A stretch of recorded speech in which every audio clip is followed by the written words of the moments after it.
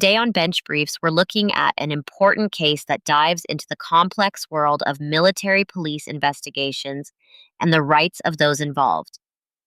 Canada, Military Police Complaints Commission, Vicus Canada, Attorney General, takes us into the heart of how disclosure obligations work within the armed forces and what happens when those obligations might be breached.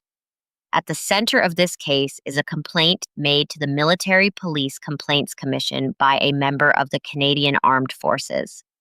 This individual raised serious concerns about how their case was handled, specifically around the disclosure of information during a military police investigation.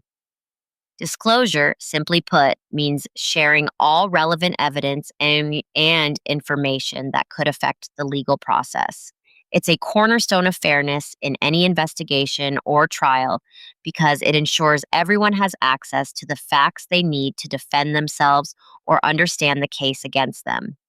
The complainant argued that their rights under the Canadian Charter of Rights and Freedoms were violated. These rights include fundamental protections related to life, liberty, and security of the person, as well as the right to a fair criminal process. In this context, the complainant felt that the military police did not meet their obligations to properly disclose information, potentially undermining these charter protections. This complaint raised some important legal questions. First, the court had to consider whether the federal court even had the authority or jurisdiction to hear complaints about disclosure obligations under a specific section of the National Defense Act, Section 250.312B. This section deals with the military police's responsibility to disclose relevant information during investigations. But because military police complaints often involve a specialized process, it wasn't clear if the federal court could step in and review these matters. Second, the court needed to examine whether the complainant's charter rights were indeed infringed. Did the way the military police handled disclosure violate the person's rights to life, liberty, and security, or their right to a fair process? This is a critical issue because it touches on the balance between military discipline and individual rights, a tension that exists in many areas of military law. Finally, the court looked at the role of the Military Police Complaints Commission itself. This independent body is tasked with reviewing complaints about military police conduct. But how far can it go when it comes to investigating and remedying alleged breaches of disclosure obligations? Could it provide a meaningful remedy for the complainant, or were its powers limited? In deciding this case, the federal court affirmed that it does have jurisdiction to review complaints related to disclosure under the National Defense Act. This means that members of the military who believe their rights have been violated in the context of disclosure can seek judicial review. This is a significant confirmation because it opens the door for greater oversight and accountability in military investigations.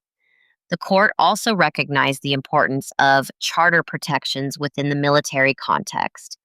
While the military operates under unique rules and necessities, it cannot disregard fundamental rights.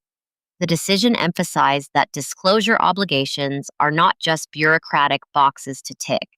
They are essential to ensuring fairness and respecting the constitutional rights of those involved. Lastly, the case clarified the scope of the Military Police Complaints Commission's powers.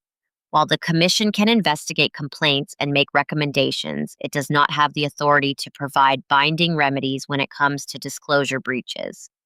This means that if a member's rights are violated through improper disclosure practices, they may need to turn to the courts for a more definitive resolution.